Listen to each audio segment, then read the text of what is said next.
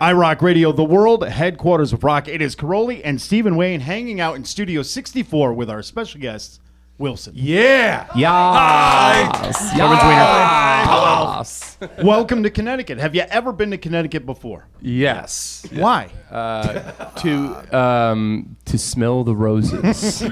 We do have lovely roses. You do have incredible and roses. mountain laurel and all kinds of stuff. The best part about Connecticut is when you're going up the coast during fall. That is probably one of my favorite drives in the entire foliage. U.S. Yes, It is the spectacular. It's spectacular. It's nature's fireworks. We go on a foliage ride every fall. Yes. It's a beautiful Just the thing. two of us, a little wine, a little cheese. Yeah, yeah, it's a nice ride. Pack a basket. It's nice. So really, why would you come to Connecticut? We come here to play rock and roll shows. Oh, have you ever played the Webster before? We've played the room, the smaller room inside. This will be the first time. Yes, the underground. Yep, this will be the first time we're playing that particular room. That's cool. The Webster is a venue that goes back a long time, and we've done shows What a history there we have there. since like '97 or something like that. I was there before it was a rock venue. It was a porno theater. Yeah, it for was. years. Yes, Wow, it I used wish to I be. could have been Yeah. there. Yeah. Yeah, it was a porno theater. We went there when we were kids to watch Deep Throat. They used to have it every Saturday afternoon. Swear to God. Still one of my favorites. And now Sold the projection room is a VIP room where Right. people sit and watch the show from tonight. Correct. Yeah. And I think it was Volvo. So tell us about Wilson. We are a rock and roll band based out of Detroit, Michigan. The band started while Jason was going to college in East Lansing. If you're going to ask us how we got our name, I wasn't going to, but all right. The band started as a way to get free beer while Jason was going to school. Instead of like attending parties, it was like, why don't we play parties and get booze for free, you know? And we'd all played in a bunch of different bands growing up. And as it kind of like started to create a little bit more of a ruckus in the Michigan area, we just kind of stuck to our guns, and fast forward almost 7 years later, here we are sitting in the iRock Radio studios talking. And you still get free beer, right? Nothing has changed. Nothing has changed. We moved on to Crown now. we get Crown now. We're just a smidge up. So tell us about Detroit, because that's got a rich history of music going back forever. And one of our friends, Pop Evil, from Michigan, they actually christened this studio. They were the first band to play acoustic here back when we launched the radio station. So it's come full circle now. Here we are. Yeah, man. Detroit for us is obviously home base, and we are creatures of our environment. You know, from all the good, there's all the bad as well. So we're a melting pot of kibosh, if you will. We decided early on to kind of hold our roots really high in the air as we can. We want to tell people about our story, about where we come from, not just the place of being this place of destruction, but the people within the confines of the city walls, you know, and tell their story a little bit, you know. You know, aside from our foliage, it seems like nobody's proud of Connecticut. And we go somewhere else, we're like, yeah, we're from Connecticut. Yeah, But you guys from Michigan are very proud of where you're from. I think it's because we've gotten such a bad rap, especially over the past 15, 20 years, you know, from the 80s on, when it was really bad, when the decline started to happen in the auto industry, and then when it scooped itself back up and then dipped again in the 2000s. We have a bunch of terrible stories that we get. You know, that's pretty much all you read a newspaper on. You're like, Detroit's people, it's growing and everything. You don't hear anything like that. All you hear is, look at all these blighted out buildings and these homeless people everywhere. And this is like pretty much just, if you go see the old Packard plant, it looks like a nuclear war happened there or something. They show those little pieces of it, but they don't tell about the beauty, but that has been building and the people that have taken. So we just tend to have to tell our story because, you know, fuck you. You know, there's something special happening here. Is we're not just a bunch of poor, broke jackasses, you know, begging for change. You know, we're real people with real hard working stories. So, tell us about that moment. You know, bands always dream about, I'm going to sign a record deal and all that stuff. Was it this like special, wonderful moment where you got your record deal and you got, you know, representation and you started on the road to being a touring rock band, or was it nothing at all like you expected it to be? I was scared. Right? I mean, it was not like anything I thought it was going to be. Just because, not that it was a bad experience per se, but just looking at that contract and knowing that, okay, now I'm obligated for years to do this. I love doing it, and I've been doing it for years, but now I have to, you know. Yeah. And that was the scariest thing for me to get over. And I'm glad that we did that, because we have an amazing team and it's great people. It's just, you know, like going to school and knowing that you have to take a test Like, I'm not that type of person. I don't like going to school and taking tests. So it was like, oh man, I got to sign my name on something.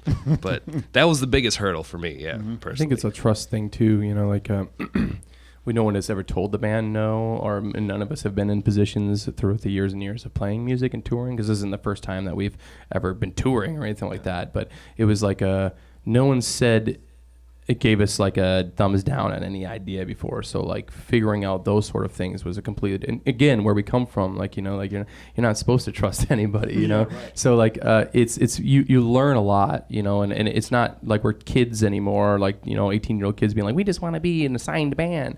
This is something that we care deeply about. So we needed to make sure that we made the right decisions with the rest of our lives. As far as being on the road and all that, nothing changed much. You're still 18-year-old kids when you're on the road. Yes. Yeah, exactly. Part of it, yes. Exactly. But our backs hurt a lot. Yes. And you guys are coming in, I think, at the right moment, because there seems to be a great trend in music now where bands are just, hey, man, fuck it. We just want to be a good time rock and roll band. And Right to Rise has that feel and that groove to it where we're just going to play rock and roll, dude. We don't need to have all of this other bullshit going on. We just want to be a good time rock and roll band. And Detroit's known for a whole shitload of them. Is that how you guys feel about it? Absolutely. Yeah. Totally. Rock and roll in general is supposed to be burning off the dead weight of your life, So we're just creating a soundtrack for that. Hopefully, that everybody that listens to it can feel like it's the last Friday night on the planet Earth. That was our goal in creating this band and creating the records that we make, is just to be that beacon that says, it's 5 o'clock, man. Let's fucking tie one off, And Detroit's got, like Mike said, a rich history. So you got a lot of good luck behind you, because it seems musically, guys that come from Detroit really have their pulse on what's going on musically, man, being at that location. And that's like the out for musicians that come from Detroit. They got that feeling, and they just want to get out there and rock. That's it. Yeah. Yeah, man.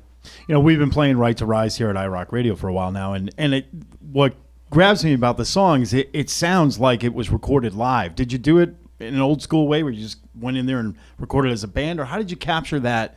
It sounds like you're playing it live, I think we, as a band, have always subscribed to that ethos of like, these are real instruments, and so we're going to play them for real, because like nowadays you can listen to a lot of recordings that don't really actually have a mic on a guitar cabinet. It's like quarter inch right into the computer. There's no there's not even that little bit of life that breathes in between the top of a microphone and the speaker that's producing the sound. Mm-hmm. It just that little bit of its birth is gone. There's that. So we tend to be to hone in that little bit of life that exists in between the microphone and the sound that is being created, that's capturing it. So that's what you're hearing in the record.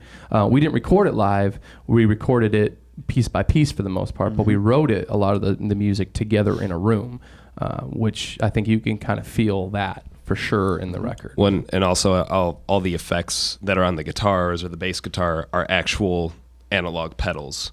There's no programmed guitar distortion or whammy stuff or anything like that. The recording's like, it's not perfect per se. Yeah, I mean, if something is slightly out of tune, we just kind of left it because it sounds cool. It's not like, it has to be. Some of the best moments recorded, exactly, over years. Those are the moments that stick with you too. Yeah, for sure. I mean, for sure. yeah. They just give them that rock quality to them. Yeah, I mean, the reason why bands like Queen and Led Zeppelin and Thin Lizzy and Black Sabbath and all that are bands like that is because there were special moments of people creating special. Exactly. Especially. No. Don't do that here, dude. Special. No. Special songs. Right. No, there's a sign that says no. We like you now. Don't. It's not Bill and Ted's. Wayne's World just immediately comes. Right. But yeah, I mean, in that sort of situation, like those bands, they didn't have the tools that we have nowadays to create perfection. Mm-hmm. You had to be perfect, or at least close to it. And even if you weren't perfect, it was okay because it was still special. Well, we thank you so much for coming and hanging with us here in Studio 64. We can't wait to hear you guys play, and we wish you the best with everything. This is the beginning, man. We can't wait to have this relationship develop over years. It's gonna be shucks, fun. Mike. It's going to be fun to watch, man. We're very excited to be here. Thank you for having us, man. And we're Walking out later. Can't wait to touch tips for the rest of our lives. All right. Hey, I think that's a wrap, right? Steve, I know you like that. Come on. Come on. All right, I don't know how do you wrap it up now? What are you saying now? You wrap it up. Go What ahead. more could be said?